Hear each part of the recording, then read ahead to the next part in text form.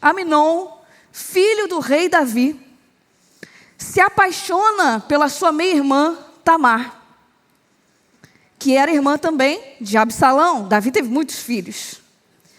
E o desejo que Aminon começa a ter, o desejo sexual que ele começa a ter pela sua irmã, era algo doentio, que consumia ele. E aí o texto vai dizer que com a ajuda de um amigo astuto, Jonadab, ele arma um plano. Ele finge estar doente e pede ajuda para Tamar, para que ela vá dar comida para ele. Só um parêntese antes da gente continuar para eu contar essa história. A gente não vê em nenhum momento aqui Davi percebendo que seu filho está com um comportamento estranho. A gente não vai ver no texto Davi observando e falando: caramba, esse menino não está normal. Porque a gente dá sinais o tempo todo, meu irmão. A gente dá sinais o tempo todo.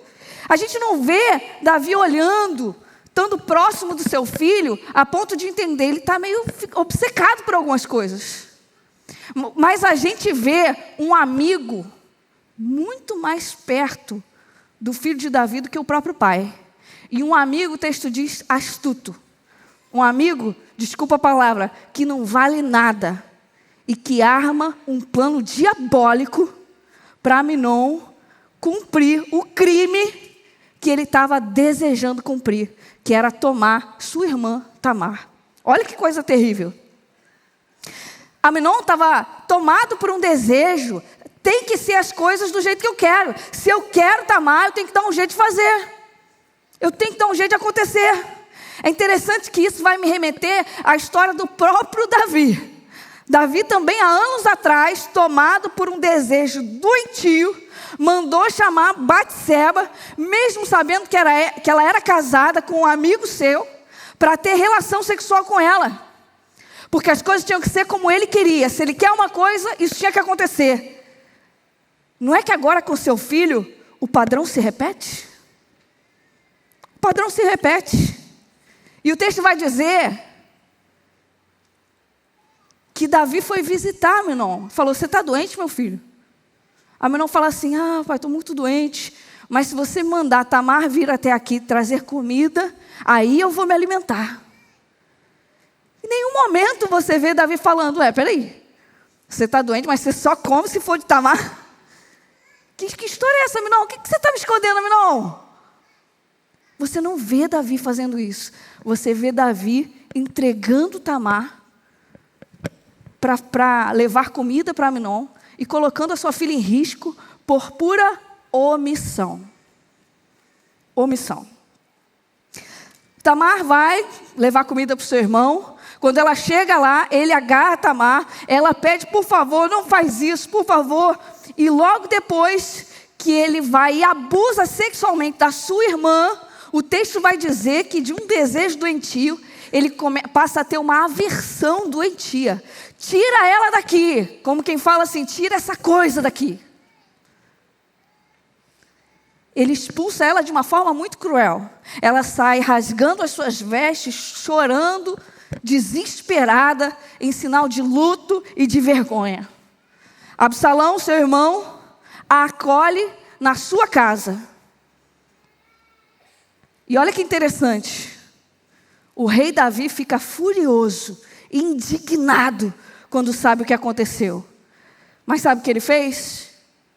Nada. A omissão de Davi fere Tamar, quebra a confiança de Absalão, que passa a alimentar um desejo de vingança incontrolável. Meus irmãos, Tamar, em vez de buscar o pai depois de uma situação tão delicada, busca o irmão, porque sabe que no pai não vai encontrar acolhimento, vai encontrar omissão. O silêncio, meu irmão, é ambíguo. Ele pode ser ouro, mas ele pode ser veneno às vezes. O silêncio pode ser sabedoria, mas pode ser covardia também. O silêncio pode ser paz, mas também pode ser cumplicidade. Davi um homem segundo o coração de Deus, matou gigante, venceu batalha, mas perdeu o gigante que habitava dentro da sua própria casa, o gigante chamado omissão. Custou a pureza da sua filha, custou a vida de um filho e custou o coração do outro. Seu silêncio diante do pecado de Aminon contra Tamar custou não só a harmonia familiar, mas custou a autoridade dele como pai e a autoridade dele como rei. Quando quem tem autoridade se cala, meu irmão, o que morre primeiro é a confiança. O que morre na sua vida quando você se cala? Tim Keller disse: o maior perigo para as nossas famílias pode não ser aquilo que fazemos, mas aquilo que deixamos de fazer. O que está morrendo na sua casa? O que está morrendo no seu ministério? O que está morrendo nos seus relacionamentos porque você escolheu não falar sobre o assunto?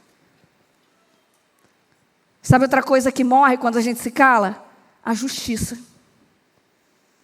Davi ficou indignado. Mas indignação sem ação é emoção desperdiçada. Não vale de nada. Quando você vê e não fala, sabe o que você faz? Você assina embaixo. Quem não confronta o erro, confirma o erro. Pais que não corrigem seus filhos, perdem o respeito. Líderes que não disciplinam seus liderados, perdem a autoridade. Pais que veem o pecado destruindo seus filhos, mas se contentam em ficar indignados com o que está acontecendo. E só são omissos. Líderes que percebem erros graves, mas evitam confronto para manter a paz. Amigos que observam o outro amigo afundando em escolhas malditas, em relacionamentos abusivos, em vícios, afundando em práticas ilícitas e preferem não falar nada. Eu não vou me meter, cada um tem a sua escolha, cada um tem a sua vida, mesmo sabendo que silêncio é um abandono travestido de respeito. Não, eu vou respeitar. Meu irmão, às vezes você fala assim, não, eu vou respeitar, o que você está fazendo é abandonar o outro. Porque tudo que o outro precisava era do seu confronto e de você falando, eu me importo com você, eu não vou deixar você cair nesse buraco, isso está errado, vamos lutar junto por isso. Cuidado. Quando um marido ou uma esposa normaliza pequenas mentiras, como omitir gastos. Ai, não vou dizer que comprei, vou fingir, vou botar essa sacola, trocar com a sacola do não sei o quê, ele não pode nem ver que eu comprei isso. Como se isso fosse normal. Você não poder compartilhar a sua vida com seu marido. Esconder mensagens no celular, distorcer fatos. Quando a gente começa a tratar isso como algo sem importância, o silêncio vai ensinar que enganar é uma coisa aceitável. Não tem problema não. Quantos pais hoje ignoram alertas dos seus filhos? Quantos se calam diante de vícios, rebeldia e frieza espiritual dentro da sua casa?